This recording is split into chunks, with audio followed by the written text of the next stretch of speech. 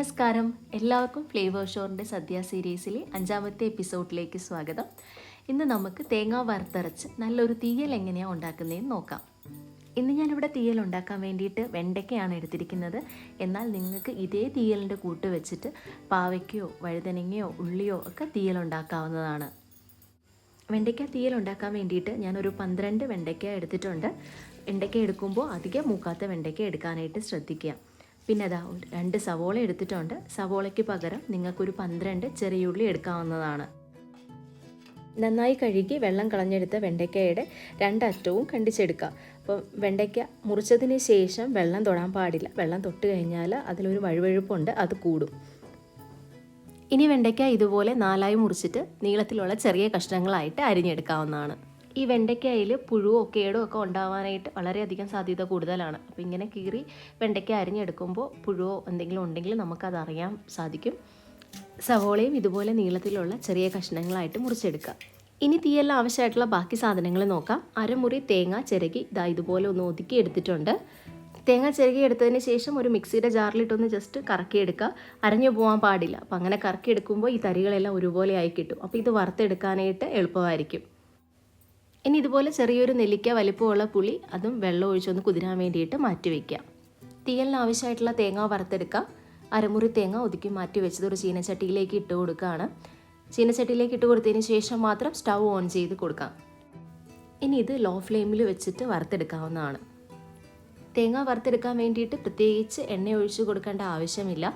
ഇത് ആദ്യം ഒന്ന് അടുക്കി പിടിക്കാനായിട്ടുള്ള സാധ്യതയുണ്ട്. അപ്പം തേങ്ങ ഇട്ട് കൊടുത്ത് ലോ ഫ്ലെയിമിൽ ഒരു 5-8 മിനിറ്റ് നമ്മൾ കണ്ടിന്യൂസ് ആയിട്ട് ഇത് ഇളക്കിക്കൊണ്ടിരിക്കുക. ആ സമയത്ത് ഇതിൽ ഈർപ്പം ഒന്ന് വലിഞ്ഞ് കിട്ടും. ഈർപ്പം വലിഞ്ഞതിന് ശേഷം ഇത് പിന്നെ അടുക്കി പിടിക്കാവുന്ന പ്രശ്നം ഉണ്ടാവില്ല. ഈ തേങ്ങ ഞാനൊരു 8 മിനിറ്റൊക്കെ ലോ ഫ്ലെയിമിലിട്ട് വറുത്തെടുത്തിട്ടുണ്ട്. ഇപ്പോൾ ഇതിൻ്റെ ഈർപ്പമൊക്കെ അത്യാവശ്യം ഒന്ന് വലിഞ്ഞിട്ടുണ്ട്. ഈ ഒരു സമയം ആകുമ്പോഴേക്കും ഇത് പിന്നെ അടുക്കി പിടിക്കുന്ന പ്രശ്നം ഉണ്ടാവില്ല. ഇനി ഇത് കണ്ടിന്യൂസ് ആയിട്ട് ഇളക്കി കൊടുക്കണമെന്നില്ല. ഇങ്ങനെ ഒന്ന് നിരത്തിയിട്ടിട്ട് ഒരു 2 മിനിറ്റ് ഇടവിട്ട് ഒന്ന് ഇളക്കി കൊടുത്ത് വറുത്തെടുത്താൽ മതിയാവും. തേങ്ങയുടെ വറവ് ഏകദേശം ആയിട്ടുണ്ട്. ഈ ഒരു കളറൊക്കെ ആയിക്കഴിഞ്ഞ് കഴിഞ്ഞാൽ പിന്നെ കൈവിടാതെ ഇത് കണ്ടിന്യൂസ് ആയിട്ട് ഇളക്കിക്കൊണ്ടിരിക്കുക. തേങ്ങ കറക്റ്റ് പാകത്തിന് മൂത്ത് കിട്ടിയിട്ടുണ്ട്. ഇനിയിപ്പോൾ നമുക്കിതിലേക്ക് പൊടികൾ ചേർത്ത് കൊടുക്കാവുന്നതാണ്. 2 ടീസ്പൂൺ മല്ലിപ്പൊടിയും 1 ടീസ്പൂൺ എരിവുള്ള മുളക് പൊടിയുമാണ് ഞാനിതിലേക്ക് ചേർത്ത് കൊടുത്തിരിക്കുന്നത്. ഇനി ഈ ചേർത്ത് കൊടുത്ത പൊടികൾ കൂടി ഒന്ന് മൂപ്പിച്ചെടുക്കാം. പ്രത്യേകം ശ്രദ്ധിക്കുക, ലോ ഫ്ലെയിമിലിട്ട് മാത്രമേ ഇതെല്ലാം ചെയ്യാൻ പാടുള്ളൂ. തീ കൂടുതലാണ്, പാത്രത്തിന് ചൂട് കൂടുതലാണെന്ന് തോന്നുകയാണെങ്കിൽ സ്റ്റൗ ഓഫ് ചെയ്തിട്ട് ആ പാത്രത്തിൻ്റെ ചൂട് കൊണ്ട് തന്നെ ഈ പൊടി നമുക്ക് വറുത്തെടുക്കാനായിട്ട് സാധിക്കും. ഏകദേശം 1 മിനിറ്റോളം ഞാൻ ഈ പൊടികളൊന്ന് മൂപ്പിച്ചെടുത്തിട്ടുണ്ട്. ഇതിൻ്റെ പച്ചമണമൊക്കെ മാറിക്കിട്ടിയിട്ടുണ്ട്. ഇനി ഇത് ഇപ്പോൾ തന്നെ ഈ പാത്രത്തിൽ നിന്ന് മാറ്റാവുന്നതാണ്. അല്ലെങ്കിൽ പാത്രത്തിൻ്റെ ചൂട് കൊണ്ട് ഇത് കരിഞ്ഞു പോകാനായിട്ടുള്ള സാധ്യതയുണ്ട്. ഇനി ഇതിൻ്റെ ചൂടൊന്ന് അല്പം തണുത്തതിന് ശേഷം ചെറു ചൂടോടുകൂടി തന്നെ ഇത് അരച്ചെടുക്കാവുന്നതാണ്. അരയ്ക്കുമ്പോൾ ഒരു കാര്യം പ്രത്യേകം ശ്രദ്ധിക്കുക, ഇതിലേക്ക് അല്പം പോലും വെള്ളം ചേർത്ത് കൊടുക്കേണ്ട ആവശ്യമില്ല. ഈ തേങ്ങയിൽ നിന്നുള്ള എണ്ണ ഊറി വന്ന് ആ എണ്ണയിൽ കിടന്ന് നന്നായിട്ട് അരഞ്ഞു കിട്ടും. ഇനി തേങ്ങ വറുത്തെടുത്ത് അതേ ചീനച്ചട്ടിയിലേക്ക് ഞാനൊരു 2 ടേബിൾ സ്പൂൺ വെളിച്ചെണ്ണ ഒഴിച്ച് കൊടുക്കുന്നുണ്ട്. എണ്ണ ചൂടായി വരുമ്പോൾ ഇതിലേക്ക് 1/2 ടീസ്പൂൺ കടുക് ഇട്ട് കൊടുക്കുക. കടുക് പൊട്ടി വരുമ്പോൾ 2 വറ്റൽമുളക് ചെറുതായിട്ട് മുറിച്ചതും പിന്നെ ഒരല്പം കറിവേപ്പിലയും കൂടി ഇതിലേക്ക് ഇട്ട് കൊടുക്കുന്നുണ്ട്. നമ്മൾ ചേർത്ത് കൊടുത്ത സാധനങ്ങളെല്ലാം മൂത്ത് കിട്ടിയിട്ടുണ്ട്. ഇനി ഇതിലേക്ക് നമ്മൾ അരിഞ്ഞു വെച്ചിരിക്കുന്ന സവോള ഇട്ട് കൊടുത്തൊന്ന് വഴറ്റിയെടുക്കാവുന്നതാണ്. സവോള അധികം സമയം വഴറ്റേണ്ട ആവശ്യമില്ല. ഒരു 2 മിനിറ്റൊക്കെ മീഡിയം ഫ്ലെയിമിലിട്ട് വഴറ്റിയെടുത്താൽ മതിയാവും. ഇതുപോലെ സവോളയുടെ കളർ അല്പം ഒന്ന് മാറി തുടങ്ങുമ്പോൾ തന്നെ ഇതിലേക്ക് വെണ്ടയ്ക്ക ചേർത്ത് കൊടുക്കാവുന്നതാണ്. ഇവയെല്ലാം കൂടി ഇളക്കി യോജിപ്പിക്കാം. ഇനി ലോ ടു മീഡിയം ഫ്ലെയിമിലിട്ട് ഇത് നമുക്ക് വഴറ്റിയെടുക്കാവുന്നതാണ്. ഈ വെണ്ടയ്ക്ക വഴറ്റിയെടുക്കുമ്പോൾ ഒരു കാര്യം പ്രത്യേകം ശ്രദ്ധിക്കുക, ഇത് അടച്ചു വെച്ച് വേവിച്ചെടുക്കാൻ പാടില്ല. വെണ്ടയ്ക്ക അടച്ചു വെച്ച് വേവിച്ച് കഴിഞ്ഞാൽ അതിൻ്റെ ആവിവെള്ളം വീണിട്ട് ഈ വെണ്ടയ്ക്കകത്തുള്ള ഒരു വഴുവഴുപ്പുണ്ട്, അത് കൂടും. പിന്നെ ഇത് ഉലർന്ന് കിട്ടാനായിട്ട് പാടായിരിക്കും. ഇത് തുറന്നു വെച്ച് ഇതുപോലെ നിരത്തിയിട്ട് ഇത് ഉലർത്തിയെടുക്കാവുന്നതാണ്.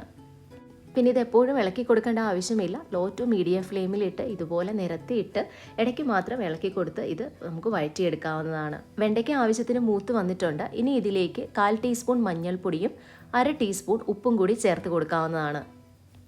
എല്ലാം കൂടി നന്നായി ഇളക്കി യോജിപ്പിച്ചതിന് ശേഷം മഞ്ഞൾപ്പൊടിയുടെ പച്ച ചുവ മാറി കിട്ടുന്നതിനായിട്ട് 1 മിനിറ്റ് കൂടി ഒന്ന് വഴറ്റിയെടുക്കാവുന്നതാണ്. ഈ ഒരു സമയം ഇതിലേക്ക് തേങ്ങ വറുത്തരച്ച് മാറ്റി വെച്ചത് ചേർത്ത് കൊടുക്കാവുന്നതാണ്. ഇതിലേക്ക് അല്പം പോലും വെള്ളം ചേർത്ത് കൊടുക്കാതെയാണ് ഞാനിത് അരച്ചെടുത്തിരിക്കുന്നത്. ഈ തേങ്ങയിൽ നിന്ന് ഊറി വന്ന എണ്ണയിലാണ് കേട്ടോ ഇത് നന്നായിട്ട് അരഞ്ഞു കിട്ടിയിരിക്കുന്നത്. ഈ തേങ്ങ വറുത്തത് വെള്ളം ചേർത്ത് അരച്ചെടുത്താൽ തീയലിൻ്റെ കളർ കുറയും. അതുകൊണ്ടാണ് നമ്മൾ വെള്ളം അല്പം പോലും ചേർക്കാണ്ട് തേങ്ങ അരച്ചെടുത്തിരിക്കുന്നത്. ഇനി ഇതിലേക്ക് വെള്ളം ചേർത്ത് കൊടുത്താലും കുഴപ്പമുണ്ടാവില്ല. ഇതൊന്ന് ഇളക്കി യോജിപ്പിച്ചിട്ട് ഈ ഒരു സമയം തന്നെ ഇതിലേക്ക് പുളിവെള്ളവും കൂടി ചേർത്ത് കൊടുക്കാവുന്നതാണ്. ഇതിലേക്ക് ഇനി ആവശ്യത്തിനുള്ള വെള്ളവും കൂടി ഒഴിച്ചു കൊടുക്കാവുന്നതാണ്. അപ്പോൾ ഈ ഒരു സമയം ഇതിലേക്ക് ചൂടുവെള്ളം വേണം ഒഴിച്ചു കൊടുക്കാനായിട്ട്. ഞാൻ ടോട്ടൽ 2.5 കപ്പ് വെള്ളമാണ് ഈ ഒരു തീയലിലേക്ക് ഒഴിച്ചു കൊടുത്തിരിക്കുന്നത്. ഇനി ഇതിലേക്ക് ആവശ്യത്തിനുള്ള ഉപ്പ് ചേർത്ത് കൊടുക്കാം. ഞാനൊരു 1.25 ടീസ്പൂണോളം ഉപ്പാണ് ചേർത്ത് കൊടുത്തിരിക്കുന്നത്. ഇത് ഇതുപോലെ ഒന്ന് നന്നായി തിളച്ച് വന്നതിന് ശേഷം തീ മീഡിയം ഫ്ലെയിമിലാക്കി വെച്ചിട്ട് ഒരു 15 മിനിറ്റ് കൂടി ഇത് വെച്ചൊന്ന് തിളപ്പിച്ചെടുക്കാവുന്നതാണ്. അപ്പോഴാണ് ആ പുളിയുടെ പച്ച ചൊവയൊക്കെ ഒന്ന് മാറി തീയിൽ നന്നായിട്ട് കുറുകി കിട്ടുക. ഇനി എരിവും പുളിയും ഉപ്പും എല്ലാം ഒന്ന് ബാലൻസ് ചെയ്ത് കിട്ടുന്നതിന് വേണ്ടിയിട്ട് ഇതിലേക്ക് ഞാനൊരു 1/2 ടീസ്പൂൺ ശർക്കര പൊടിച്ചതും കൂടി ചേർത്ത് കൊടുക്കുന്നുണ്ട്. പിന്നെ ഇതേ കൂട്ട് വെച്ചിട്ട് നിങ്ങൾക്ക് മറ്റേത് തീയൽ വേണമെങ്കിലും ഉണ്ടാക്കിയെടുക്കാവുന്നതാണ്. ഉള്ളി തീയൽ ഉണ്ടാക്കുമ്പോൾ ഒരു 18 മുതൽ 20 ചെറിയ ഉള്ളി എടുക്കുക. വഴുതനങ്ങയാണ് തീയൽ ഉണ്ടാക്കുന്നതെങ്കിൽ ഒരു 2 ചെറിയ വഴുതനങ്ങയും 2 സവോളയും അല്ലെങ്കിൽ ഒരു 10-12 ചെറിയ ഉള്ളിയും കൂടി എടുക്കാവുന്നതാണ്.